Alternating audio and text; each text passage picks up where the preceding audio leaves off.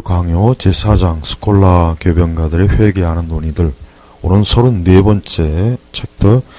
하나님의 징계를 받는 신자는 낙담해서는 안 된다. 자, 쓰라린 고통을 겪을 때 신자는 이렇게 함으로써 마음을 강하게 해야 한다. 그러니까 징계를 받을 때요.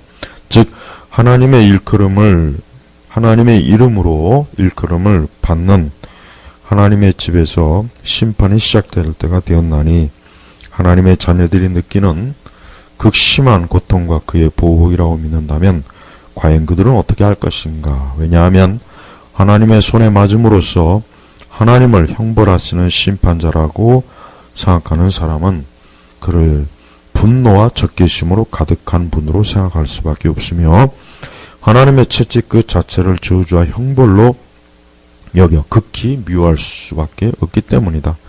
간단히 말하자면 하나님께서는 여전히 자신을 벌하려 하신다고 믿는 자는 결코 자신이 하나님의 사랑을 받고 있다는 것을 믿을 수 없다. 아까 민수기 그 24장에도 그래요. 민수기 25장. 왜 하나님께서 자기 백성을 그렇게 하나님의 하나님의 진노로 자기 백성을 목매달아 죽이게 하고 전염병을 보내서 수만 명을 죽이고 왜 그럴까요? 징계입니다. 징계. 그러니까 하나님의 백성들은 거룩하고 경건해야 되는데 그렇지 못할 때 하나님이 그냥 넘어가지 않고 반드시 징계하는 거예요. 근데 우리도 징계를 받을 때 하나님이 나를 사랑하지 않는 것 같아. 하나님이 나를 심지어 저주하는 것 같아. 하나님이 나에게 항상 진노와 형벌만 주시는 것 같아. 그런 생각을 하겠죠. 그러나 그렇지 않다는 거예요. 그렇지 않다는 거예요. 그러나 하나님의 채찍에 맞음으로 결국에는 유익을 얻게 되는 사람은 하나님께서 자신의 악행들에 대해서는 노를 바라시지만 자신에 대해서는 자비로우시고 인자하시다고 생각한다.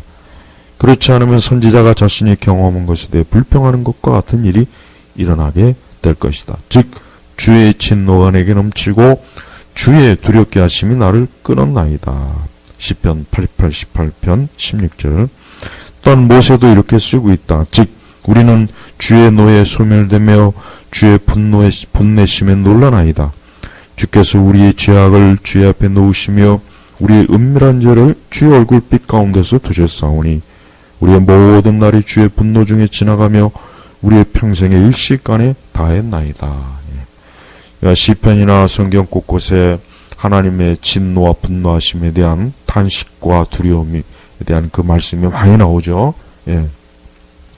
이와는 반대로 하나님께서 아버지로서 징계를 내리실 때 신자들은 억압을 당하기보다는 오히려 도움을 받는다는 것을 가르치기 위해 그것들에 대해 다음과 같이 논하고 있다. 즉 여호와여 주의 징벌을 당하며 주의 법으로 교훈하심을 받는 자가 복이 있나니 이런 사람에게는 환난의 날을 벗어나게 하사 악인을 위해 구덩이를 팔 때까지 평안을 주시리이다. 분명히 하나님께서 불신자들을 아끼시고 그들이 범죄하는 것을 내버려 두시면서 자신의 백성에 대해서는 보다도 엄격하신 것처럼 보일 때 그것은 실로 힘든 시련이 아닐 수 없다. 그래요. 우리가 하나님 믿지 않는 사람은 마음껏 죄를 저지르고 악을 행하고 자기 멋대로 인생을 살아도 형통하고 별일 없고 잘 되는데 우리는 조금만 잘못하면 하나님께서 크게 치시고 진노하고 징계할 때 사실 그때 굉장히 참 고통스러울 때가 있어요. 하나님께서 우리를 사랑하지 않는가? 왜 하나님이 저 불신자들은 저렇게 마음대로 살아도 저렇게 복을 받고 마치 형통한 것처럼 살고 있는가? 그럴 때가 있을 거예요. 그러나 그럴 때 우리가 참 믿음을 가지고 그럴 때 하나님의 사랑을 잘 이해해야 돼요. 그렇지 않고 하나님이 왜 나에게 이렇게 하지? 왜 이렇게 엄하게 대하지? 하나님 믿지 않는 사람은 저렇게 오히려 죄를 져도 저렇게 잘 되는데 도대체 나는 하나님의 뜻대로 살려고 애를 쓰는 가운데 조금만 불순종하고 잘못해도 이렇게 크게 하나님이 징계하시는가? 그러니까 그때 하나님을 오해하지 말고 오히려 그때 하나님의 사랑을 더 잘 이해해야 돼요. 그만큼 하나님이 우리를 아끼고 귀하고 우리를 사랑하기 때문에 우리가 조금만 잘못된 길로 가도 가지 않도록 우리를 붙잡는 거예요. 우리를 지키는 겁니다. 근데 많은 성도들이 하나님께서 어떤 징계와 어려움을 줄 때 그때 자꾸 낙심하고 또 그때 자꾸 하나님의 사랑을 의심하고 그때 마음이 강팍해요. 그러지 말고 오히려 하나님의 그 은혜를 더, 하나님의 은혜라고 하는 것은 하나님이 사랑하시는 자에게 더 많은 채찍과 책망과 징계를 하시는 거예요. 사랑하지 않는 자는 그냥 내버려둬요. 그 죄 가운데 멸망하도록 하는 거예요. 그게 더 무서운 겁니다. 자, 그렇기 때문에 다윗은 위로를 받아야 할 이유를 덧붙이고 있다. 즉 율법의 흉계 위에 그들은 올바른 길로 되돌아갈 때 자신들의 구원에 대한 관심이 있다. 이것을 깨닫게 되지만 불경건한 자들이 제멋대로 그들 자신의 오류 속으로 돌진함으로써 들어가게 되는 마지막 종착점은 구덩이일 뿐이라는 것을 알게 될 것이다. 멸망이다. 멸망이다. 하나님께서는 우리가 멸망의 길로 가지 않도록 또 그 죄악된 길로 가지 않도록 하기 위해서 엄하게 채찍하고 징계하는 거예요. 그러나 제멋대로 자기 마음대로 인생을 사는 사람들은 그냥 내버려 두는 거예요. 왜? 멸망하게. 그냥 내버려 안 붙잡는 거예요. 그들이 계속해서 그렇게 죄악된 길로 자기가 원하는 육신의 길로 가도 하나님 내버려 둬요. 결국 왜입니까? 그 끝은 멸망이니까. 그 형벌이 영원한 것인지 아니면 일시적인 것이는 그렇게 중요한 문제가 아니다. 전쟁이나 기근, 온역 또는 질병도 악인들에 대한 주의 진노와 보응의 수단들로서 가해지게 될 때 영원한 죽음에 못지않은 하나님의 저주가 된다.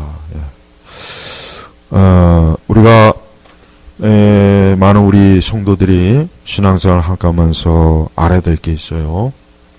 사실 성도들이 경건하고 거룩하게 살면 고난이 많습니다. 어려움도 많고 핍박도 많아요. 그러나 또 역시 우리가 하나님께 불순종하고 하나님의 뜻을 거스를 때 역시 고난이 있습니다. 어려움이 있어요.